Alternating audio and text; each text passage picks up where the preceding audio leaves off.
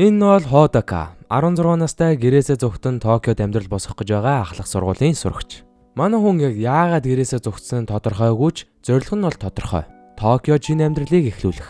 Тэгээд интернетээс би гэрээсээ зугтсан залуу юм аа. Яаж амьдралаа босгох уу, ажил хаанаас олох уу гэд асууж өгнө. Харамсалтай нь интернетээс олигтой хариу ирэхгүй шүү дээ. Бөө муусан эсвэл сөрөг коммент хийсэн хүмүүс л байна. Гэхдээ нэг муу сураг комеднуудаас Ходока бол айсангүй. Харин ч хотод очоод интернет кафе түрээсэл чоноод бөөн газруудад ажил хайж очино. Даанч түүний азан тарахгүй бүгд л насан туршаагүй хүүхэд ажилд авахгүй гэснээр хэдхэн өдрийн дотор ор хоронгүй удамчин дунтаас өөр аргагүй Ходока үрдэг.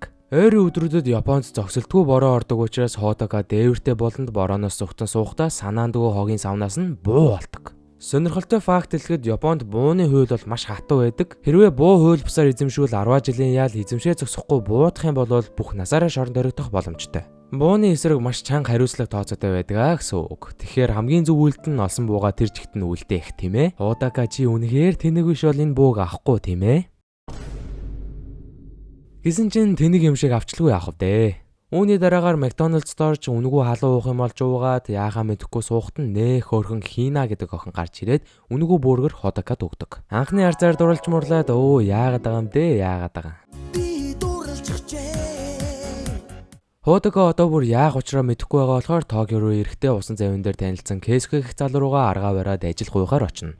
Энэ удаа харин аз таарж Кейсуке Ходокад ажил олж өгнө. Ямар ажил хийхэр болдог вэ гэхлээр эртний домог нийтлэл цуглуулдаг ажил. Хажуугаар нь Нацуми гэдэг нэг хөөрхөн игч мэгчтэй бас танилцчихнаа. Тэдний одоо шинээр судалж эхэлж буй домогт маш сонирхолтой зүйлийг өгүүлдэг. Бороо орж байхад онцгой чадвар тохин тэнгэрт залбирснаар бороог төр зөксөж нар гаргах боломжтой гэдэг талаар өгүүлнэ. Ходока энэ домгийн талаар судалж яваад өөрт нь бүүргэр өгсөн Хинаг буруу гарын нөхөрт эзэмдүүлээд явж байгааг хараад илүү зөвхөн зүйл бодлого шууд гүйччихэд болиулахыг оролддог. Зүгээрээ би чамайг аварнаа. Нас биеийн төрсөн өөрөөс нь илүү хүчтэй хүнтэй нүүр тулснаар Ходока нууц зэвсгээ гаргаж ирэхээс өөр аргагүй болноо. Дүф. За ингээд шорон гуслаа да. Гэсэн чинь үгүй ээ. Хина нөхцөл байдлыг шууд гартаа аван Ходокаг манд агуулжгүйгээд тайвширч хамтдаа ярилцаад Ходокад өөрийнхөө нар гаргадаг чадварыг харуулна.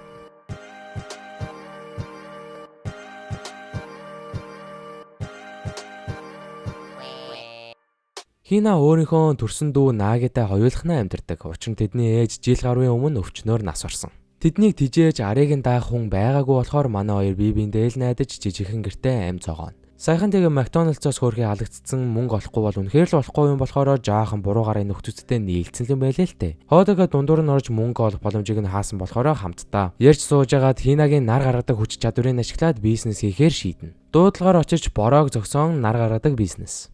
Хэрвээ та нар анзаарсан бол энэ энийн дээр гарч байгаа хоол унд нь бүр үнэхээр тасарсан байгааз.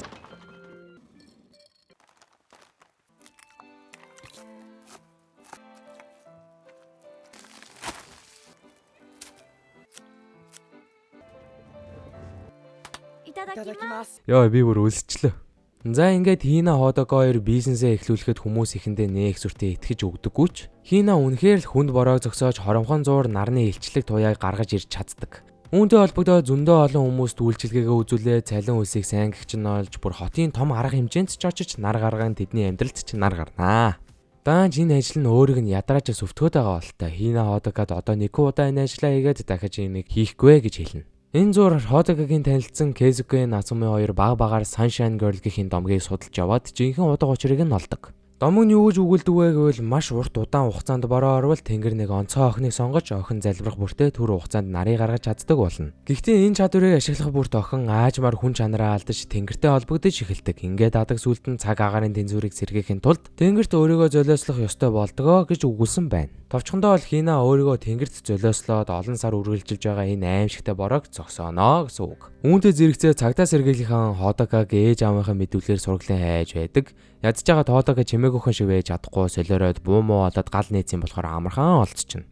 Бас Хина хараахан нас биеийн түрээгүй учраас цагдаа сэргийлэх дүүг нь халамжинд авч өөрөөс нь холдуулна гэхийг сонссноор Хина Наги Ходока гурав бие биенээсээ салахыг эсрүүгцэн хэдий Кейсуке хүртэл битий гэж анхааруулад мөнгө өгөөд буцаахыг оролцдогч манай гурав биеэ дагаад зүхтаад амьдралаа босгоод явж чаднаа гэд бодчихдаг. Үүний үр дүнд хаадар борон дунд гуруула баахан зочид буудал зөвшөөрөгдөхгүй бас цагдаа нарт хөөгдөн явсаар арай гэж хонох газар олно. За хонох газар болоод эцэст нь арай гэж амс хийгээд хамтдаа хоол идэж цугаатай цагийг өнгөрүүлэхдээ Хина өөрийнхөө хувирж буй биеийг Ходакад харуулад хизээ нэгэн цагт би энэ бороог зогсоохын тулд тэнгэрд золиослогдох болно.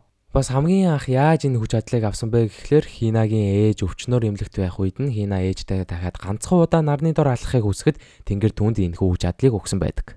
Иймд Хина нар гарах болгонд өөрийнх нь биеийн эсхийг тэнгэр авдаг. Ходака Хинад аль дээр дурлсан болохоор золиослохгүй үлдээхийг хүсдэгч маргааш өглөө нь хүссэн үсээгүй Хина алга болсон байна.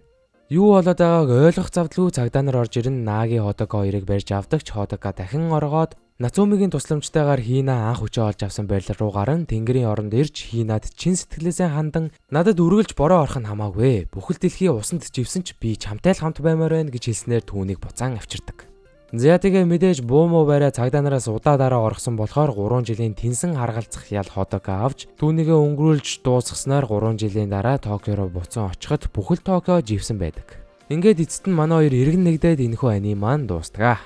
Ойрын өдрүүдэд бол дэлхий үнэхээр таагүй байгаа. Бидний амьдарч байгаа орчин тойрон хамгийн шилдэг биш байгааг бүгдээрээ мэдж байгаа бах. Хаасайгүй л дайн дажин хэрүүл маргаан үйдэнгийн дээрлэхэлц залуу хүүхдүүд болон томчуулын маш их асуудлууд минут секунд бүрл их болж байна. Бүр яг л энэхүү аним дээр гарч байгаа шиг хар бороотой өдрүүдэд бид бүхэн амьдарч байгаа. Гэхдээ ямар нэгэн сөрөг зүйлийг дэмжиж өөгшүүлэх биш бие биенээ юунаас ч илүү ихээр хайрлаж хүндлээд энэ бараан өдрүүдэд Хина шиг бусдад нарыг гаргаж өгөөрэй.